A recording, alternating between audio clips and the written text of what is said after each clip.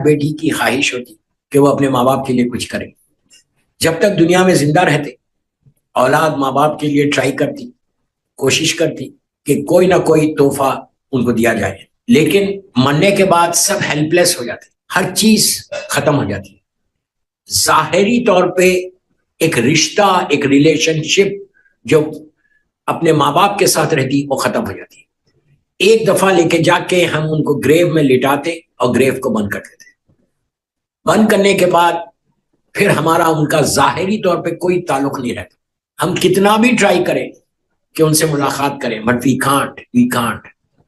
ایصال ثواب ایک ایسی چیز ہے کہ جس کے ذریعے تم اپنے ماں باپ سے، اپنے مرحومین سے ملاقات کر سکتے ہیں. یہ اللہ کا شکر ادا کرو کہ ہم شکر ادا کریں کہ ہم در اہل بیت سے وابستہ ہیں. یہ معصومین کا صدقہ ہے، یہ معصومین کے ارشادات ہیں کہ انہوں نے ہم کو بتایا کہ مرنے والوں سے ملاقات کیسے کرو، مرنے والوں سے اپنے رشتے کو مضبوط کیسے رکھو. ماں باپ کا رشتہ کبھی ٹوٹتا نہیں ہے.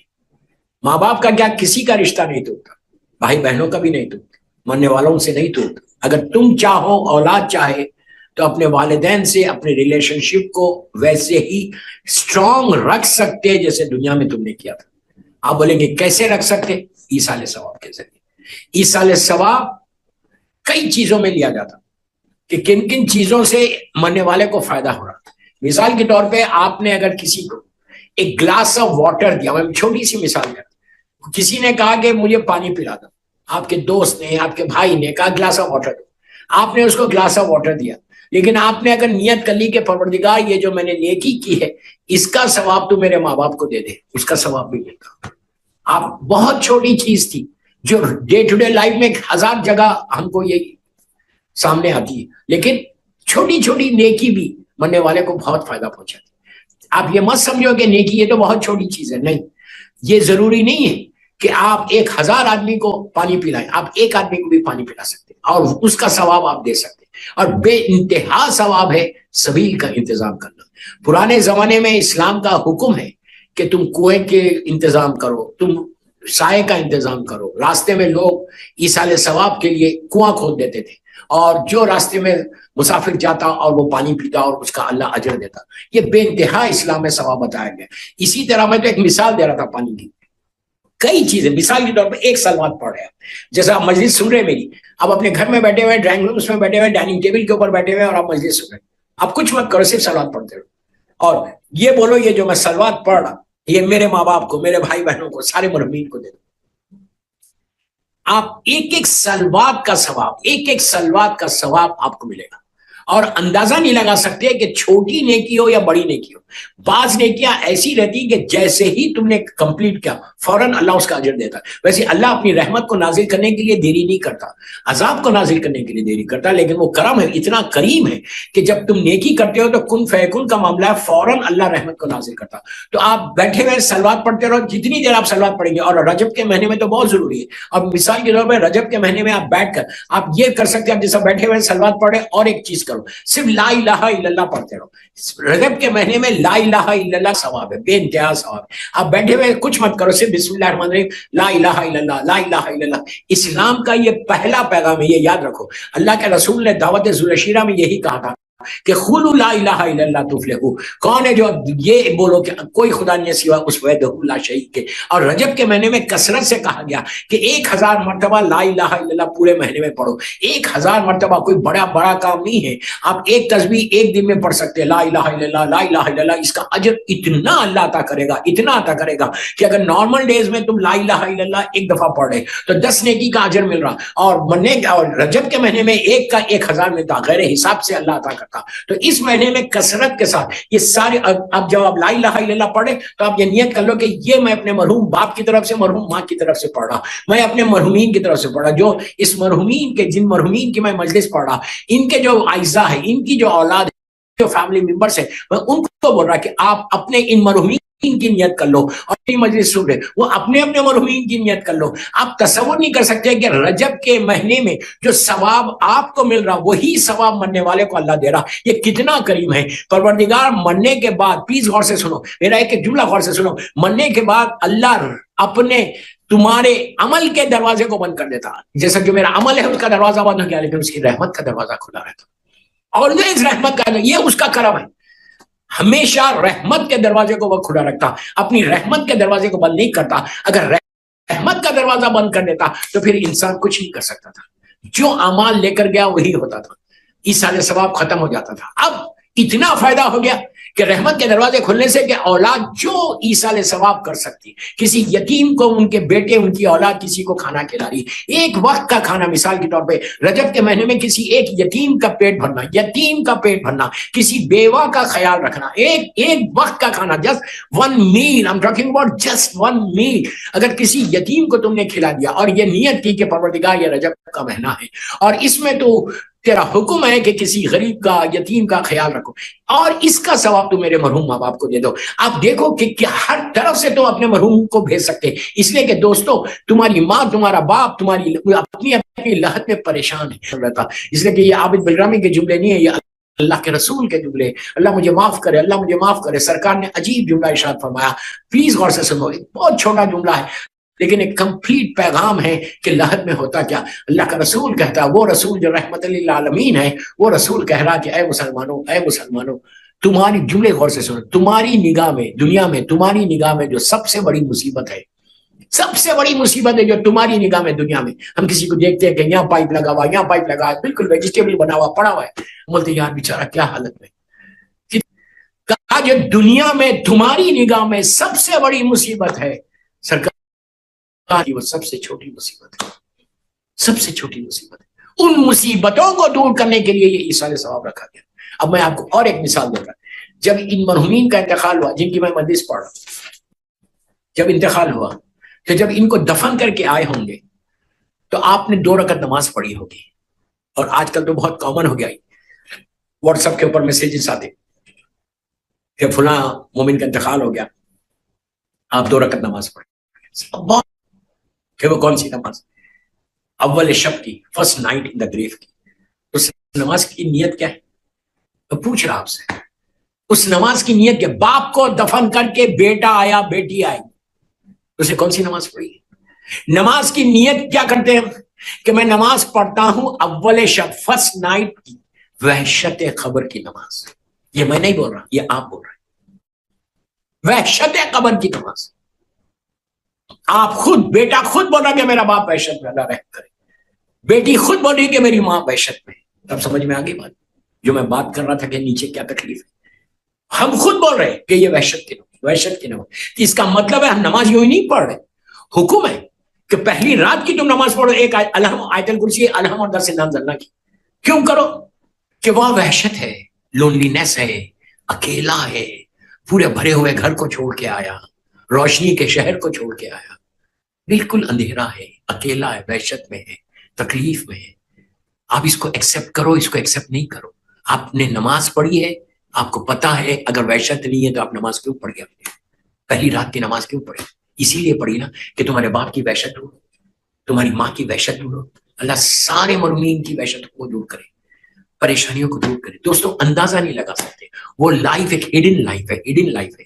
اور وہ کوئی چھوٹی لائف نہیں ہے، وہ چھوٹی لائف نہیں ہے کہ 50 60 70 80 90 ایئرس کی لائف نہیں ہے، وہ ایٹرنل لائف ہے. یہ لفظ ایٹرنل جو ہے وہ وہاں کے لیے ہے، ہمیشہ کی زندگی، فار ایور، ایٹرنل لائف. کوئی جا کے واپس نہیں آئے گا، کوئی جا کے واپس نہیں آئے گا، جو گیا وہ گیا. اسی لیے کہا کہ just prepare your self for that life. آپ انصاف سے بولو، ہم کتنا پریپریشن ہے ہمارے پاس. اللہ ہم کو معاف کر دے، اللہ معاف کر دے. ہم نے کیا پریپریشن کیا؟ رات میں سونے سے پہلے، before you go to bed, just say one word, just say one word. میں سب کو بول رہا ہوں، حیدر ٹی وی کے پلیٹ فارم سے سب کو بول رہا ہوں، before you go to bed, just say one word کہ Allah please forgive me, Allah please forgive me, Allah مجھے معاف کر دے. اگر تم نے معافی کے ساتھ اپنے بستر پہ گئے تو اللہ اتنا کریم ہے، اتنا غفور و رحیم ہے، ایک لمحے میں تمہارے سارے گناہوں کو معاف کر دیتا. یاد رکھو، نیچے جو پرابلم ہے نا، وہ کسی چیز کا پرابلم نہیں ہے، وہ ہمارے گناہوں کا پرابلم ہے، ہمارے بیڈ ڈیڈز کا پرابلم ہے. ہم نے کوئی ایسا کام نہیں کیا کہ جو نیچے کام آ جائے. جو جتنے پرابلمس ہیں ہم کو نیچے وہ ہمارے بیڈ ڈیڈس کے ہیں جو ہم نے گناہ کیے. ہم کو نہیں معلوم کہ کون سا گناہ میرا کیا ہے. We don't know. اس لیے کہ جب اللہ معاف کرے، اللہ معاف کرے، شیطان ہمارے ذہن پہ ایک پردہ ڈال دیتا کہ تم تو سب سے زیادہ نیک آدمی ہو، تم کینیڈا کے سب سے اچھے انسان ہو. دیکھیے میں بار بار کینیڈا کا نام لے رہا تو اس کا یہ مطلب نہیں ہے کہ کینیڈا کے لوگ وہ ہیں. نو، ایک جنرل میسج دے رہا ہے کہ ہمارے ذہن میں یہ ہے کہ ہم سب سے زیادہ نیک ہیں، ہم سب سے زیادہ پائس ہیں. شیطان ایسے ذہن پہ پردہ ڈال دیتا. اور پھر تم نے گناہ کیا کیا؟ اس کے لیے امام علی کا جملہ دعائے کمیل میں، دعائے کمیل the most recommended دعا in higher occultation، یہ آج کے دور کی سب سے زیادہ ہر امام بارگاہ میں، پیٹر برو کا امام بارگاہ ہو یا ٹورنٹو کا کوئی امام بارگاہ ہو یا انڈیا پاکستان کا کوئی امام بارگاہ، دنیا کا کوئی امام بارگاہ ایسا نہیں ہے یا مسجد ایسی نہیں ہے جہاں شب جمعہ الحمدللہ یہ دعا پڑھی جاتی ہے، دعائے کمیل پڑھی جاتی ہے. ویری ویری ریکمینڈیڈ دعا. وہ دعا کس کی ہے؟ کسی مولوی یا مجتہد کے لکھی بھی نہیں ہے، کسی مولوی یا کسی خاکی انسان کے زبان کے جملے نہیں ہے، وہ اس ہستی کے زبان کے جملے ہیں جس کی محبت ایمان ہے، جس سے وہ اس کو نفاق ہے، جس کا نام ہمارے کفن پہ آ جائے تو میری بخشش ہو جائے. میرے مولا کا نام ہے یا علی اگر میرے کفن پہ آ جائے تو میری بخشش ہو جائے. اس امام کے جملے ہیں جو زمین اور آسمان کا مالک ہے، جو کائنات کا مشکل کشا ہے، جو شوہر بطول ہے، جو اسلام کا عمود ہے، جو اسلام کا ستون ہے، جو جنت کا آراستہ کرنے والا زیور ہے، جو جبرائیل کا دوست ہے، میکائیل کا ہم نشین ہے، جو جنت اور جہنم کا بانٹنے والا ہے، خزیم نار و جنہ ہے، جو ساقی کوثر ہے، جو سچی زبان ہے، جو ناصر رسول ہے، وہ علی. اس علی کے جملے ہیں. کیسا ہے دعائے کمیل میں؟ ایک ہی جملہ بول رہا. دعائے کمیل میں میرا مولا کیسا ہاتھ اٹھا کے بول رہا، کیسا بول رہے؟ تڑپ تڑپ کے ہاتھوں کو اٹھا کے میرا مولا بولتا ہے کہ پروردگار. آپ جا کے دیکھ لو دعائے کمیل کا ٹرانسلیشن، انگلش میں دیکھ لو، اردو میں دیکھ لو، جا کے ٹرانسلیشن دیکھو. امام علی اسٹارٹنگ میں ہی کہتے اللہم اغفر لی ذنوب التی تحبس الدعاء، اللہم اغفر لی ذنوب التی تنزل البلاء، اللہم اغفر لی ذنوب التی تنزل النعم. اس دعا میں آگے بڑھ کے میرا مولا بولتا ہے کہ اے میرے پروردگار اللہ مجھے معاف کرے، اے میرے پروردگار میرے وہ گناہ معاف کر دے جس کا مجھے علم نہیں ہے، جس کی مجھے نالج نہیں ہے. کوئی دنیا میں کوئی ایسا شخص ہے جو یہ بولے کہ علی کو اس چیز کی نالج نہیں ہے، جو زمین سے زیادہ آسمانوں کے راستوں سے واقف ہے، جو نسلوں سے واقف ہے. جنگ صفین میں کیا ہوا؟ مالک اشتر ایک سائڈ پہ لڑ رہے، میرا مولا ایک سائڈ پہ لڑ رہا. مالک نے 999 کو مارا، مولا نے 1000 کو مارا. اتنی دور مالک اشتر ہے. صرف ذہن میں خیال آیا کہ مولا نے 1000 کو اور میں نے 999 کو مارا، ایک ہی کا تو فرق ہے. میرے مولا نے دور سے پکار کے کہا، کیا کہا کہ اے مالک جو تیرے سامنے آ رہا تھا تو مار رہا تھا، میں نسلوں کو دیکھ رہا تھا کہ کوئی مومن ہے تو میں چھوڑ دے رہا تھا. یہ فرق ہے تیرے ماننے میں میرے من. وہ علی جو نسلوں کو دیکھے، قیامت تک کے نسلوں کو دیکھے، جنریشنز کو دیکھے، وہ علی آج اللہ کی بارگاہ میں جا کے یہ کہہ رہا کہ میرے کریم پروردگار وہ گناہ معاف کر دی. امام علی کے تعلق سے گناہ کا سوچنا گناہ ہے. میرے جملے غور سے سنو. کوئی اگر سوچے امام علی سے کوئی گناہ ہوا تو وہ گناہ ہے، سوچنا گناہ ہے. علی آیت تطہیر کے مثال میں ہے. علی اللہ کی زبان ہے، اللہ کا محبوب ترین بندے کا نام علی ہے، جو سر ابراہیم ہے، انبیاء کے علوم کا وارث ہے. وہ علی کس کے لیے بول رہے؟ امام علی اپنے لیے نہیں بول رہے، کوئی غلط نہیں سمجھنا. امام علی اپنے لیے نہیں بول رہے. میرا مولا کس کے لیے بول رہا؟ مولا یہ کہہ رہے کہ میں علی جیسا بندہ ہو کر جب میں اللہ کی بارگاہ میں جا کے ایسے دعا مانگتا ہوں تو تم کو کیا ہوا، تم کو کیا ہوا؟ Why are you quiet? Why don't you say؟ بولتے یہ جملے ہم کو نہیں معلوم کہ کتنے میرے گناہ چھپے ہوئے جو لہر میں پرابلم کر سکتے ہیں. اس کے لیے 2-3 اعمال دوں گا. ایک سر بات پڑھ رہے ہیں محمد و آل محمد پر.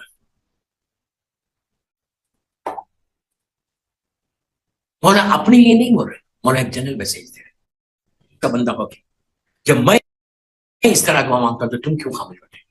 تو دوستو ہمیشہ یاد رکھو رجب کے مہینے میں کثرت سے استغفار کرو. اور جب استغفار کرو، استغفار کیا؟ آپ پورا استغفر اللہ ربی واتوب الیہ نہیں بول سکتے، آپ جسٹ انگلش میں بولو اللہ I'm sorry I'm sorry I'm sorry I'm sorry I'm sorry. کوئی غلط بات ہے؟ اور ایک چیز اور یاد رکھو، جب تم استغفار کرو گے، سوری بولو گے نا، تو تمہارا غرور، ایگو ٹوٹے گا، تمہارا غرور ٹوٹے گا. اور جب غرور انسان کا ٹوٹتا ہے نا تو اللہ کی بارگاہ میں قریب ہوتا ہے. سب سے بڑا پرابلم یہ ہے کہ ہمارے پاس وہ غرور اور تکبر ہے کہ میں بڑا نیک آدمی ہوں. یہ ذہن سے نکالو. بستر پہ جانے سے پہلے بولو اللہ I'm sorry, Allah I'm sorry, اللہ تو مجھے معاف کر دے, forgive کر دے, please forgive me, please forgive me. اور جب تم جتنی, اور رجب کے مہینے میں کثرت سے کہا لا الہ الا اللہ استغفار, جتنا ہو سکے آپ استغفار کریں. عورت مرد لڑکی لڑکا سب کو بولو, سب, کوئی کچھ نہیں بولنا, زور سے مت بولو, آہستہ بولو, دل میں بولو پروردگار تم مجھے معاف کر دے. یہ چیزیں جب تمہاری لہر میں جاتی نا, یہ تمہارے بیڈ ڈیڈز کو ریز کر دیتے, تمہارے گڈ ڈیڈز ایسے انکریز ہوتے, تمہاری نیکیاں ایسا آگے بڑھتے اور گناہ سارے معاف ہو جاتے. اور اللہ تو رحمت ہونا سے کرتے. ایک بہترین تحفہ ہے جو ہم اپنے مرنے والے کو دیتے ہیں. اب یہ مت سمجھو کہ بس مر گئے تو 1 سال ہو گیا, 2 سال ہو گئے, 10 سال ہو گئے, 20 سال ہو گئے, اب کیا ان کے لیے فاتحہ پڑھنا؟ نہیں. جب تک اولاد زندہ, میرے جملے غور سے سنو, جب تک بیٹا زندہ ہے, بیٹی زندہ ہے, ہماری گردن کے اوپر ہمارے ماں باپ کا حق ہے, ہمارے ماں باپ کا حق ہے.